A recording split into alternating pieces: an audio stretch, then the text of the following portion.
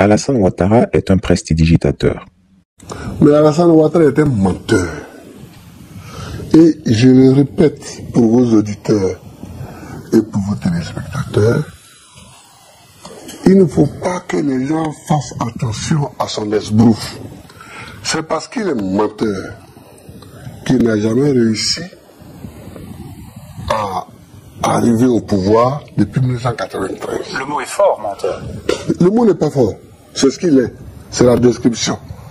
Alassane Ouattara est un menteur, un imposteur, et les mots sont de l'ancien président ivoirien Laurent Gbagbo. En effet, Alassane Ouattara avait promis de développer la Côte d'Ivoire en 5 ans seulement, et figurez-vous que les Ivoiriens y ont cru. Comme quoi, plus un mensonge est gros, et plus les gens y croient. Or, la règle pour Alassane Ouattara, c'est que les promesses politiques n'engagent que ceux qui y croient. Je suis Alassane Ouattara. Donnez-moi 5 ans. Je dis bien 5 ans pour changer la Côte d'Ivoire. Je vous remercie. À l'heure de la Côte d'Ivoire émergente du président émergé Alassane Ouattara, notre pays connaît des délestages pires qu'en 1988-1990, et la pénurie d'eau s'est aggravée. Pourtant, il fanfaronnait en affirmant qu'il a travaillé plus que le président Houphouët-Boigny en 50 ans. Sacrilège. Il est bien modeste celui-là, avec son syndrome du Brice. Moi, quand j'étais jeune à Dimokro, on avait la lumière, pas toujours, quelquefois on travaillait à la lampe tempête. Mais aujourd'hui, 80% de tous les villages de plus de 500 habitants ont de l'électricité. Du jamais vu nulle part en Afrique. Bravo! Moi, je suis très fier d'abord que nous ayons moins de coupures d'électricité, que nous ayons l'électricité de meilleure qualité et que nous puissions aussi demander à ce que nos centrales et notre production puissent aider les pays de la sous-région. Quasiment en 8 ans, nous avons construit plus d'écoles qu'en un demi-siècle d'indépendance, qu'en 50 ans d'indépendance. En centre de santé, nous avons construit 8 universités par rapport aux 3 que nous avions il y a 8 ans. Tous les jours, il se vante que la Côte d'Ivoire a le même indice de sécurité que la Suisse et Londres. Mettre les choses sur pied. Et ceci demandait d'abord, bien sûr, qu'on essaie d'améliorer la sécurité. Maintenant, c'est chose faite. Abidjan a le même degré de sécurité que Londres, et nous en sommes très fiers. Quel vil mensonge! On n'a pas encore appris qu'en Suisse, les attentats terroristes étaient monnaie courante comme à Kafoulou. Mais notre menteur n'a pas de limite. Il vit de mensonges, et le pire, c'est qu'il croit en ses propres mensonges. Hélas, ce citoyen ivoirien lambda paie le prix fort des mensonges d'Alassane Ouattara. Appréciez l'histoire de cet infortuné jeune homme qui a eu le tort de faire confiance aux propos mensongers d'Alassane Ouattara. La vérité est qu'Abidjan est devenue invivable et dangereuse sous le régime du RHDP, règne des milices et des microbes. Monsieur Coulibaly Losséni, chauffeur de taxi à Abidjan, natif de la région du Ourodougou, rentrant tranquillement à son domicile dans la nuit du 1er au 2 mai, après avoir garé son véhicule, a été mortellement poignardé par des individus encagoulés dans le quartier de Williamsville. Pendant la période de la désobéissance civile, ce jeune homme avait échappé à un enlèvement par les encagoulés et s'était réfugié dans un autre quartier de la ville. Croyant aux bonnes paroles de réconciliation d'Alassane Ouattara, il est revenu dans son quartier et a repris ses activités. Mal lui en a pris de croire en ses belles promesses. Quelle ne fut la surprise de ses voisins de cour qui découvrirent son corps ensanglanté aux environs de 4 heures du matin. Actuellement, la police du 11e arrondissement est en train de faire les constats d'usage. Ainsi, le jeune Coulibaly Losséni quitte ce monde en laissant derrière lui 2 enfants inconsolables. Il a été tué sur l'autel de la mauvaise foi, lui qui croyait en la réconciliation de pacotille que le président Ouattara offre à ses opposants actuellement. La Côte d'Ivoire étant une prison à ciel ouvert, Chris Yapi espère que, comme le jeune Coulibaly Losséni, certains opposants ne viennent pas se jeter dans la gueule du loup.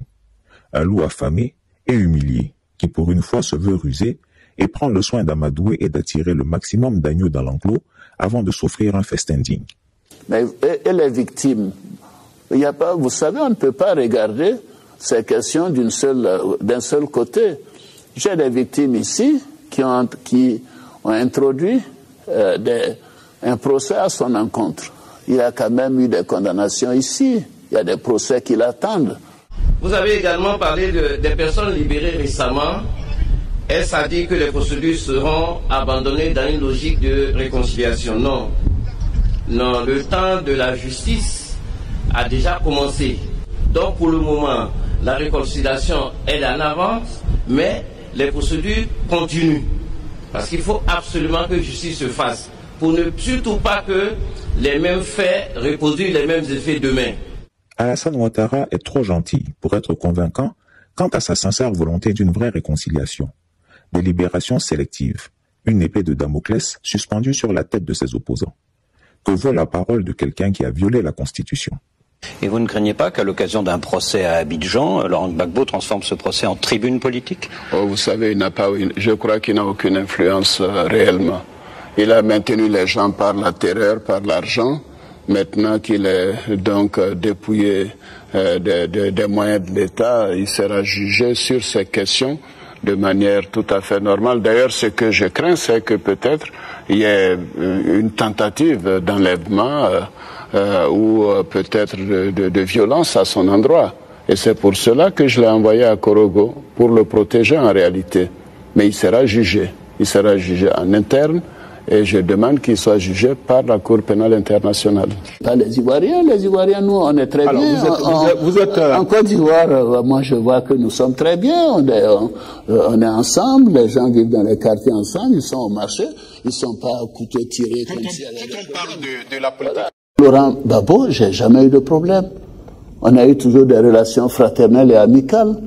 Et par conséquent, je ne me sens pas concerné. On s'est réconcilié. Avec Laurent Gbagbo, je n'ai jamais eu de problème, en réalité. Le premier pilier concerne la consolidation de la paix, de la sécurité et de la cohésion sociale. Alors, certains appellent ça la réconciliation. Moi, je dis, mais réconciliation, moi, je n'ai pas de palabre avec quelqu'un. Est-ce que vous avez des palabres avec quelqu'un? Mais nous sommes tous réconciliés. Et comme vous le savez, nous avons donc engagé un processus de réconciliation renforcé. C'est pour cela que nous avons un ministre chargé de la réconciliation à qui j'ai parlé encore cet après-midi. Parce qu'il y a un certain nombre de compatriotes qui étaient au Ghana, je crois qui arrivent demain, et qui avaient peur d'être arrêtés à l'aéroport. Je lui ai dit de leur dire qu'il n'y a pas de problème. On leur a dit qu'ils peuvent rentrer, ils peuvent rentrer.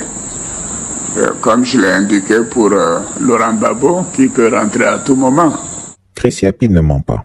Retrouvez Chris Yapi sur ses deux chaînes YouTube, sa chaîne Dailymotion, Instagram et VK.